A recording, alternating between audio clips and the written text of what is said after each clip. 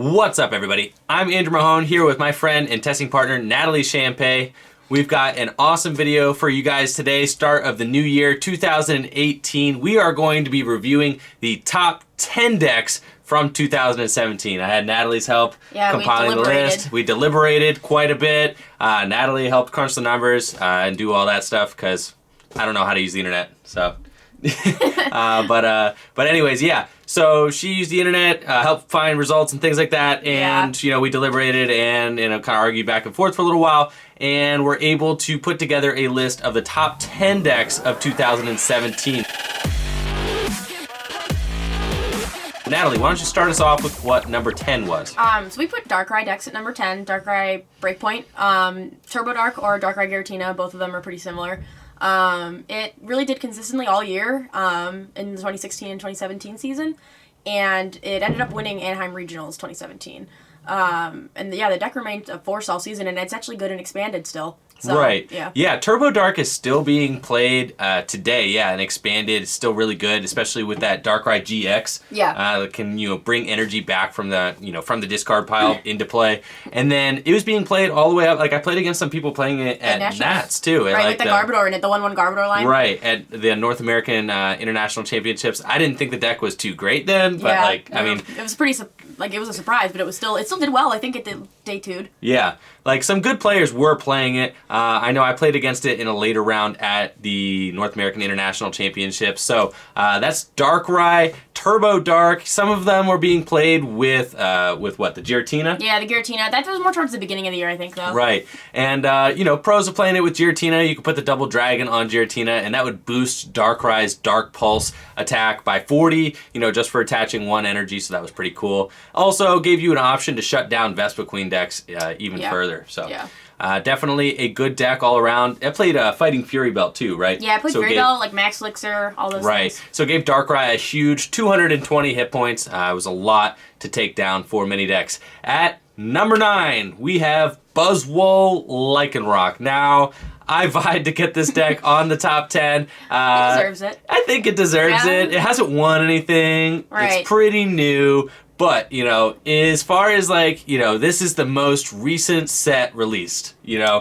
Crimson Invasion. And with the drop of Crimson Invasion, Buzzwole Lycanroc finished 2 out of top 8 at the European International Championships. Yeah. And then also 2 out of top 4 of the biggest regional ever. Right. So, you know, this deck is doing well. Right, yeah. It was definitely wasn't on the radar even or it was on the radar in Europe. I remember a lot of people were playing the Mewtwo. Right. Yeah, and like there was like no Buzzwole around except for that one guy. Right. So people have been scared of Buzzwole. Right. Mewtwo is being played in almost every deck just to counter it right now. So, you know, we thought it was a force to be reckoned with. I think that going forward into 2018, there's going to be a good number of Buzzwole Lycanroc decks. I don't really see the deck going anywhere. No, I don't either. And it beats Zork Lycanroc, which is like really popular right now. Right. It also beats Zork Lycanroc, which is like one of the best decks also. So I think Buzzwole Lycanroc is here to stay. It's exciting to kind of see a new archetype kind of come out the woodwork like that.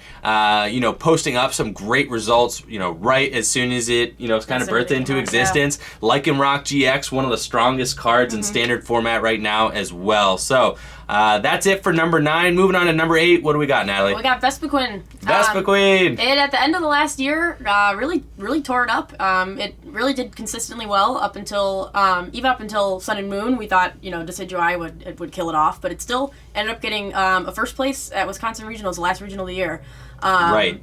Michael Pramwatt won with that one. Yep. And I got second place at 2 other regionals before Sun and Moon came out. Or no, actually, Georgia didn't have Sun and Moon, but Virginia did. Okay. So yeah, so it did get second place at 2 regionals later in the year and first place. So 3 times in the finals, you know, at the beginning of the season, 1 at the hands of Mike Pramwatt, even with Decidueye legal. And Decidueye Vileplume... And he just barely won, though. Remember, it was with Christopher and That's Metagross. Right. Yeah. Oh, my God. It was really close. It was crazy. Was an insane we weren't expecting it. Nobody was expecting that. No. And then, and Chris played Karen, didn't he? He did play Karen. Oh, my gosh. Yeah, so that was an insane finals. Right. You know, being able to win with Vespiquen through all those trials. You've got, you know, a deck... that is playing Karen. Yeah. You've got Decidueye decks, and Primowatt was able to, Still overcome win it. all that. Yeah. Still win it. Ridiculous. Yeah. So, great deck, great archetype. It was playing the Flareon too, wasn't it? He played the one. Yeah, he did play 1/1 Flareon or something like that, or no, 2/1. it was there was a Jolteon maybe or something in there too. And maybe but was there a Vaporeon? I don't remember. It was playing I think it was the Vaporeon Evolutions. and Flareon. I don't think Right. Jolteon was in there. I can't remember. But anyways, Vespiquen, super good deck. My friend, actually, I give credit to Andrew Wamble for kind of like re-engineering he loves that this new Vespiquen deck. He had it at 2016 Worlds, so it was like I think 2016 Worlds. Yeah, it was like Ancient Origins was like just being No, released. it was 2015, I think. Was it 2015 Worlds? Yeah. Because Special Charge had just come out for Night March. Special Charge just came out.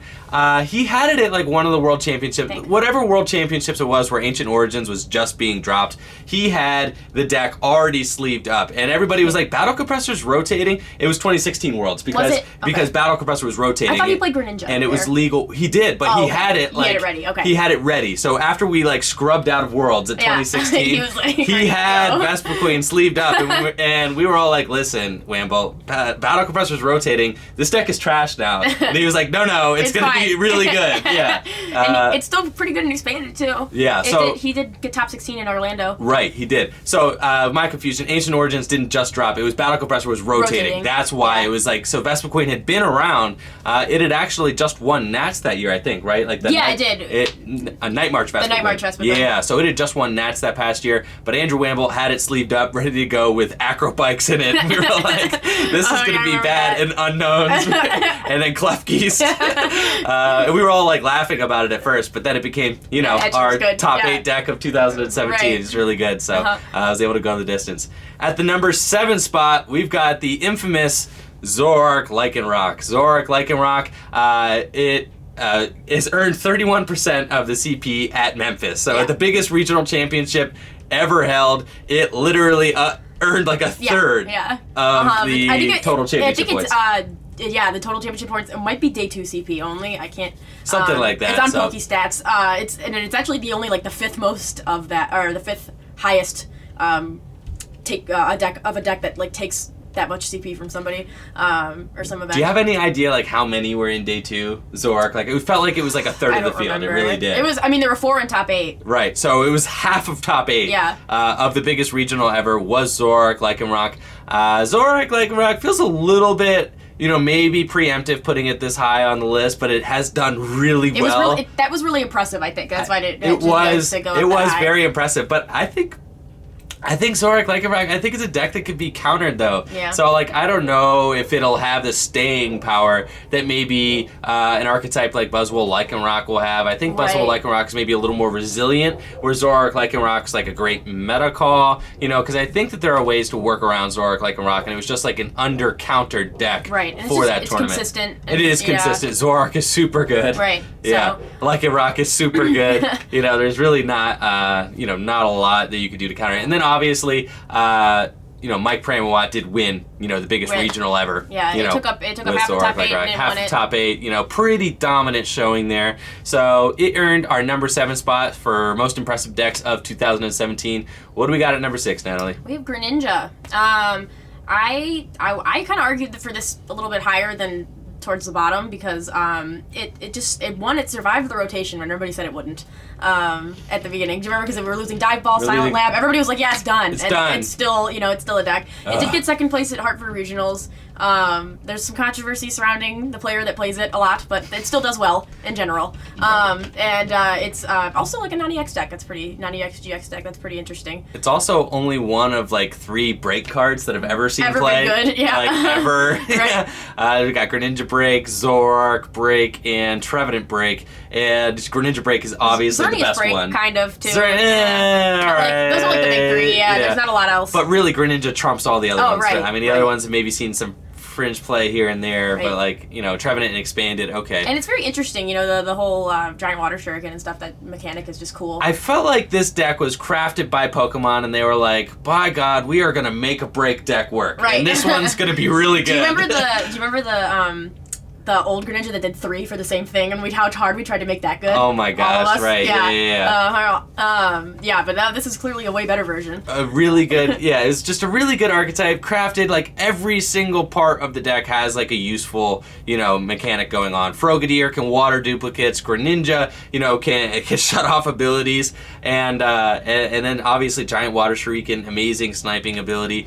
You would think that, a stage 2 deck that evolves then into a break Pokemon wouldn't be playable. Right. But yeah. Greninja proved everyone wrong. Right, very unique deck. That's why I argued it for up that high. It's been good for years, too. Right. I mean, when did Greninja really come onto the scene? In, 2016, was it? I remember the first time I saw it, I was taking a break at the time from the game, but I watched it at Nationals, and I remember they did water duplicates, and I was like, how did he do that? I didn't know what that card did. I had to look it up really quick, and I was like, oh, okay, that's really good. It was really big 2016, in 2016. The entire year of 2016. I did play it at Worlds that year. It did really bad. It got second place at Worlds at 2016. And then everybody thought that Greninja was dead going into 2017 because Dive Ball was going to be gone. But then, continued to do well and be a surprise play, despite, the adversity of losing Dive Ball, despite having that Giratina promo printed. And you can't stop it. And there's nothing that Greninja could do to stop that Giratina promo. So, that's it for Greninja. Well, Greninja got second place at Hartford. Yeah. Yeah. I think that's like a bunch of top 8s too. Like in some both expanded and standard format was getting some top 8 action. That's the only thing of this 2017, I think, is like second or first. But not last year. Got it. So number 5, we've got Golisopod decks. Just in general. All Golisopod decks, because there are a bunch of them. What kind of Golisopod decks are there, Natalie? There's the Gardevoir version and the Zork version. And Zork version. And it kind of came on, the impressive thing was that it got second at Worlds last year, and people didn't really think it was a deck then. Right. The guy just showed up, the Japanese, Naoto, I think his name I was. don't remember what his name was, He showed up with the Golisopod Garb deck, and Golisopod at a glance doesn't really look that good. It's, it does 120 for 1 if you can switch grass it out. Type, Volcanions a deck. Yeah, couldn't see it. It was pretty surprising at Worlds, and then it won the European International Championship.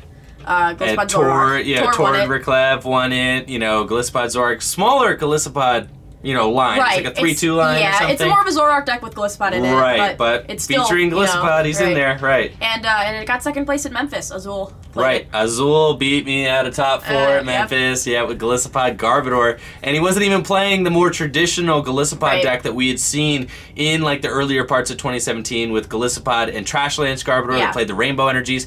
Azul was just playing Golisopod with the Ability Garb. Yeah. That's it. So that was pretty impressive showing by Azul, showing that deck is just still a force to be reckoned with. I don't think the Golisopod's going anywhere, to be honest. I don't think so, no. There was a good amount of Volcanion even at the tournament, and didn't matter. With Zork, it's not that big of a deal. Right. And it's pretty interesting, too, because it's not really a one-hit KO deck, so you have to just, you have to Ace Roll, you have to Guzma. It's pretty cool. I like that. I hate that about Golisopod. I can't stand it. I want the deck that can knock things out in one shot. I can't stand the I'm going to poke him here and hope he doesn't heal himself, or poke him here and hope I can Guzma that up later. I don't Still interesting, though. It is interesting. And then you're Ace rolling, and then I hate when you're playing Golisopod. I mean, obviously the Golisopod Zork deck is different, but when you're playing Golisopod Gardevoir, you get end to 2 or end to 3, and you're just well, I hope I draw out of this. I can't stand that part of the Golisopod deck, so it's never been. I can't either, but it's never been my favorite deck, but it's doing well. Right. So there's what else can we say? All right, moving on to number 4, we've got Natalie's favorite deck. It's not my favorite. It's definitely your favorite deck. Oh my gosh, Volcanion. All right. I've played it a couple times this year. You play it all the time. No, I don't. It's your favorite deck. He's a liar. I'm not. It earned the second most amount of CP in championship points in 2016 to 2017 that season, and it's third so far right now in this season. And it won Hartford Regionals, and it also won the Oceania Internets last year, or last season. Right, so just super good deck. I mean, even it had some finishings. who was it? Dean. Dean Nizam was able Dean was to the only one, wasn't he? Was like top 16 at Memphis. Yeah, he was the only Volcanion in day 2, wasn't he? Yeah, only Volcanion in day 2 at Memphis, but he did get top 16. He's playing a crazy list too, with like lots of 4 retrievals. Professor letters. Lots of letters, and no max elixirs. Yeah, so, no max elixirs. I think Volcanion is just that deck that just won't go away. It is just so solid. Power Heaters is so good. Power Heaters, very really good. I mean, this is another deck that clearly these cards were just designed to go together. Right. And then you add Turtonator into the mix, even though Dean did not play a Turtonator. Didn't play a Turtonator in his top 16. The Octillery, right? No, yeah. He played like Octillery, yeah. Mm-hmm. But if we look to probably like the staple, if you look at like, you know, what players consider like kind of the quintessential Volcanion list right now, it'd be like Ryan Sablehouse's Connecticut list, I felt like. Right. You know, it was Igor's Connecticut list. Oh yeah, that's Igor. Igor won, but Ryan also played it. Yeah, that whole crew. So, with the 2 enhanced hammer and stuff with the 2 enhanced hammer and the Oranguru and the Max Elixirs, the and it's been 4 interesting, like Fighting Fury Belt, the Turtonators, you know. Right, it's been interesting because it like, you know, it would lose to Gardevoir with the Sylveon in it, but now that, you know, the Sylveon version is not as popular, it can actually go toe-to-toe. And so, you know, the balance comes in and out, you know. Yeah, Volcanion, that's kind of Volcanion's, I think, like, it's Achilles heel. It's just been Gardevoir, like, all along. Like, it's the deck that's really keeping Volcanion in check. Oh, yeah. The Sylveon version is so ugly. Just getting your Volcanions just bleed up. It's just so rough. But Volcanion is so consistent. I know, like you said, one of your main reasons for playing Volcanion was why? I default to it because, like, I want to be able to at least still win if I'm drawing really mediocre. You know, like, I just want to be able to make sure I'm set up and doing my thing. You said you weren't going to play another deck with rare candies. I'm not touching rare candies for a while. I'm done with them. So like wasn't going to be playing a deck with rare candies in it. Volcanion, I'm over rare candies. You could trust Volcanion. It's going to set up every time, consistently showing top placements. It's been a good deck for a long time, so that's why it's our number 4 deck on our top 10 decks of 2017. Moving on to number 3. This is like one of my favorite cards ever printed. I love Decidueye decks. So we got Decidueye variants at number 3. It was number 1 in CP earned in the 16-17 in the 16-17 season. It survived the loss of Forest of Giant Plants. So a lot of people thought that Decidueye was going to be dead when that rotated out after Worlds, but it's still shown to just be a crazy good archetype. It rotated and banned. Even after Forest of Giant Plants was gone, it's still showing to be a dominant archetype. Do you remember they were like $15 a piece, and then then when Forest rotated, they were like $4. $4. Right, everybody's it plummeted. Everybody's like, sell. Yeah. But no, Decidueye's been super good. I loved the Decidueye Vileplume deck. Was kind of early 2017. Right. I know John Kettler was playing it. He loved that. And he was doing well in both expanded and standard format with it. Right. And was like really killing it. And we have some... Yeah, it won the Latin American International, and it got 2nd place in Oceania. Yeah. And it was half the top 8 spots in both. I think it was 5 in one of them. Right. It was 5 out of 8 in one of them. Super dominant deck, and just it was so crazy because you could just get a turn, you could win the game on the first turn of the game just by locking your opponent out with Vileplume, just going ham, Shaman, set up, draw into your forest, evolve up into multiple Decidueyes. I'd have some turns in testing where I'd get like a turn 1, 2 Decidueye and a Vileplume, and your opponent would just be like, okay, I'm not gonna play this game, so I'm just gonna go ahead and scoop, and we'll go to the next one. But it was that crazy. Then everything changed when Gardevoir came out. Yes. Trashlands Gardevoir, because Decidueye was like, oh god, I play like a lot of items, and this was really rough. So it was really tough for Decidueye to be able to kind of stay relevant with Trashlands Gardevoir. Trashlands Gardevoir kind of came in and just changed the whole landscape with that deck. But then it changed, and do you remember how Decidueye was being played at Nationals? Yeah, with the what did it have? Ninetales in it? Yeah, like Ninetales GX. Coco's, Tapu Koko promos. And no Vileplume. Espeon EX. Espeon EX. I remember I was playing Gardevoir, and I played against Dave Richard, and he put the Espeon down, and I was like, I don't know what that does. I'm gonna have to look at it. I was like, okay, that doesn't really bother me, but I was like, oh, I've never seen this one before. So everybody wrote off Decidueye after Trashlands Gardevoir came out, just because it couldn't really compete with that deck. And then at Nationals, it was like the surprise play was Decidueye with no Vileplume, Tapu Koko, and like spread and max potions, and max potions, and that's the deck. What, Igor finished in the top 8? right? Yes, he did get top 8. He got top 8 in and he lost to a. Did he lose to a mirror? No, he lost to a Alolan Ninetales deck. He I forget. Yeah, but he did get top 8. Right, so he got top 8 at the North American International Championships with it, and then everybody thought it was dead, and it's still been killing it. Like right. Igor is still doing well with it. Yeah, he just played it again. He just got day 2 and he got day 2 at Memphis. I got day 2 at Connecticut with it,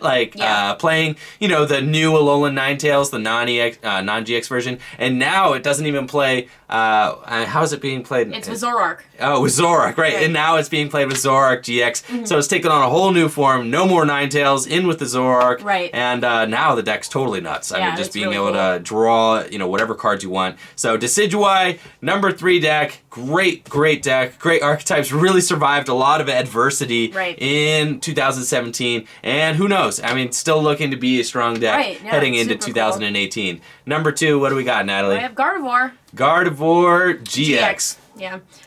It won Worlds last year, and it's the second, has earned the second most championship points this year, and it won Vancouver Regionals 20 so far, and it's been very popular, very talked about. Everybody, it's like everybody the BDIF best deck in format, right?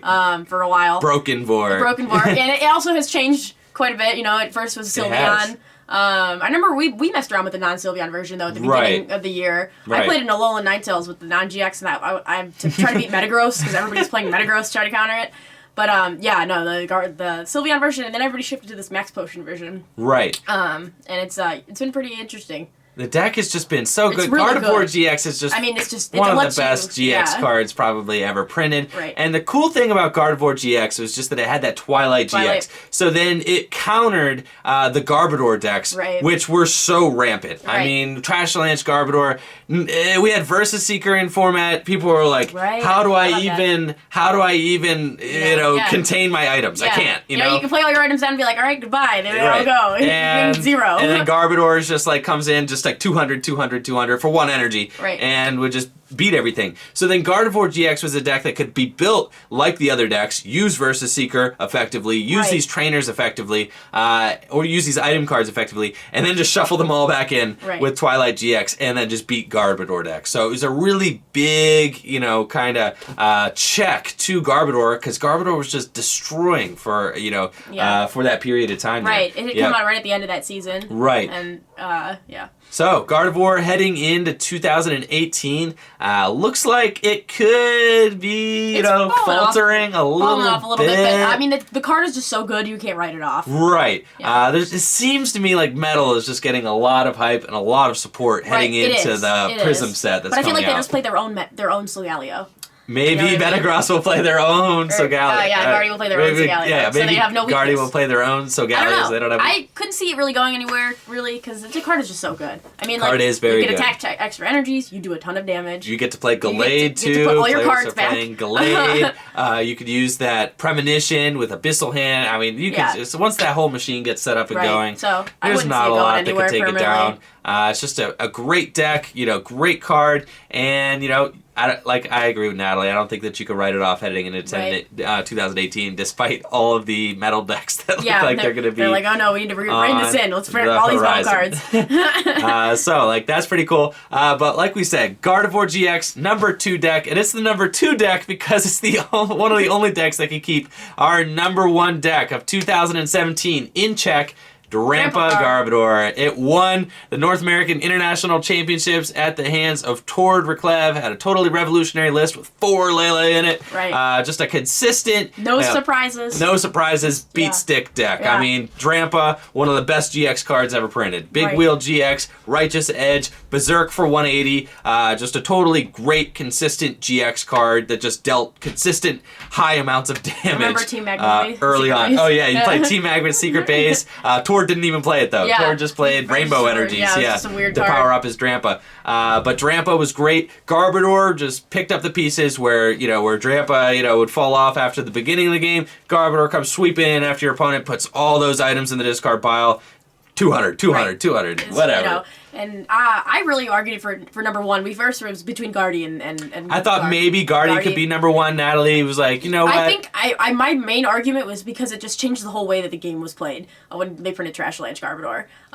Because all the decks had to shift away from their item focus, or you had to be a lot more conservative with your items. A lot of decks changed. Like Volcanion used to play like Trainer's Mail and all that stuff at the end of last season, and then it went down to like minimal items in a slower version of the deck. And you had to just really be mindful of your items at all times. You couldn't just be throwing things away and stuff like that, or else you just got punished. I think Garbodor probably just was the biggest card of 2017. I mean, Trashlanch Garbodor changed everything. And not only that, but Trashlanch Garbodor is being played alongside Ability Garbodor. Having those two Garbodors legal at the same time, absolutely insane. So you could use Trubbish to evolve up into two totally different but also totally insane cards.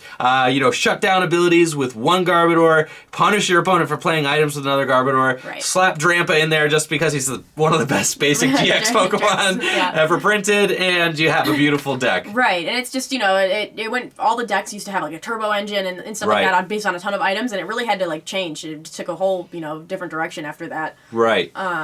Right. And then a lot of players were thinking that maybe Drampa Garbodor would kind of fall off the horse a little bit heading after rotation because Versus Seeker was going to be gone. Trainer's Mails were going to be gone. All these item cards that players used to just kind of just pitch into the discard pile willy-nilly were going to be rotating. Gardevoir coming in also just like makes things tough for Garbodor. So, players were thinking that maybe Drampa Guard would fall off the radar. And then lo and behold, at the Seattle Regional Championships, it took up like 50%, 58% of day 2, the championship points earned there. So like it was everywhere. This was still the end of that year though. Was it? Yeah. No. Oh, I thought it. But it's still doing. Oh, that's at Seattle. I'm thinking about Vancouver. No. Okay, but Vancouver. It did do well in Vancouver. It did really well at Vancouver too. People played like the Espeon EX and like Tapu Koko. Right. So it kind of made a huge comeback at Vancouver. I was just reading Seattle as Vancouver. Sorry. Yeah. But it did really well at Vancouver. I'd wager to say it was probably like half the decks at Vancouver. It was doing really well. I don't remember if it was like a huge amount of cut. It took at least a top 4 spot too. For sure. I know Guardy won, so that was like but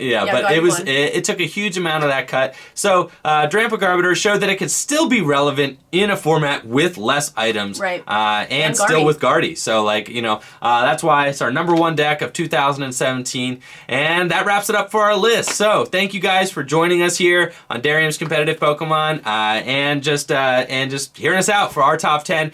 Let us know what your opinions are on the top 10 decks of 2017. You think there's anything we should have mentioned, anything we should have included in our list that we didn't? Let us know in the comments below. Anyways, thank you all for watching. Peace.